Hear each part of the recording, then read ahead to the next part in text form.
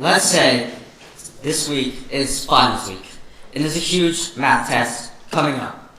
Student A has been studying for over a week, dropping 30-minute study sessions consistently. Student B puts in 12 hours the night before, chugging Red Bulls and pulling an all-nighter. So, who actually has the advantage on test day? Well, we look at how progress is actually made. Student A's lower intensity, consistent effort is what usually wins. This is an example of the classic battle between consistency and intensity, and over the long term, consistency wins. In other words, it's not the one-time grind that matters. It's the habits that we repeat daily. I learned this the hard way the summer after 8th grade, when I was hit with a wall of free time.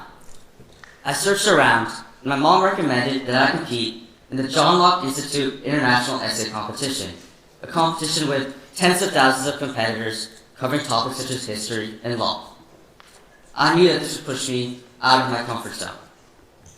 But I have to admit that I was a lot more like student B, and this time, doing it all at the last second simply wouldn't cut it. A few days of the week, I would be extremely productive, while on the others, I pretty much did nothing, opening my laptop, typing a few sentences, and getting distracted. So, I made a change, rebuilding the habits behind how I meet my goals. I did daily writing sessions, dedicated blocks of time for research, and writing workouts, creating a system where focus comes naturally. Throughout the process of researching, drafting, and editing, I embarked on a journey on discovering the best way to build consistent habits. Here's what I learned. There are 3 ways to build long-lasting habits: anchoring, ease, and repetition. Number 1, anchoring. Attaching new habits to your old ones. This provides a mental cue after you finish one task to start the next. Ease. Make the habit as easy as possible to implement by changing your environment. People tend to get a lot more work done if their phone is in another room. Finally, repetition.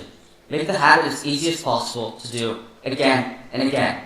Start small, then build later once habits are instilled into your daily routine. Now, after a while, I started to notice that things got easier. Well, I was doing the same exact things every day, drafting, researching, editing. But I stopped dreading the hard work. It just became part of what I did daily. This is what makes habits so powerful. They change your brain and the way you act and think every day. As you repeat an action, neural pathways which nerve signals pass through strengthen. Originally, this process takes place in the prefrontal cortex, the part of your brain involving logic and processing. Over time, this process moves to the basal ganglia, making the action require minimal conscious effort. So yes, habits may seem great.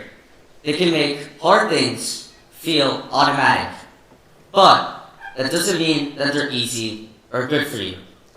Here's where things get tricky. There are 2 main ways habits can go astray: overautomation and stagnation. How many times have you left your phone on a table or couch and immediately forgot where you left it? This is an example of overautomation. A habit becomes so ingrained that you simply go through the actions without being mentally present.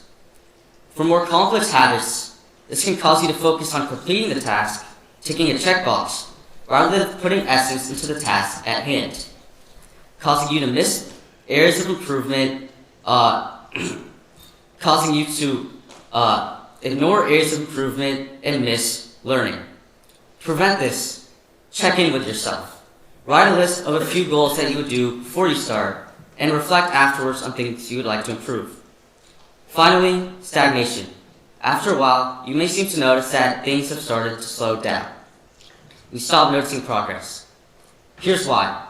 You can't build on your trajectory if you don't improve your habits. Build up. Run for a bit longer than you did last week. Lift harder weights than you did last session. And read for a little bit longer than last night. Without these non-stop improvements, progress may seem stagnant. Now, for that essay competition, I didn't really do that well. But the outcome doesn't matter as much as the system I built to get there. So ask yourself, what type of person do you want to be? Then do one small action that person would do every day and repeat it until it becomes a part of you.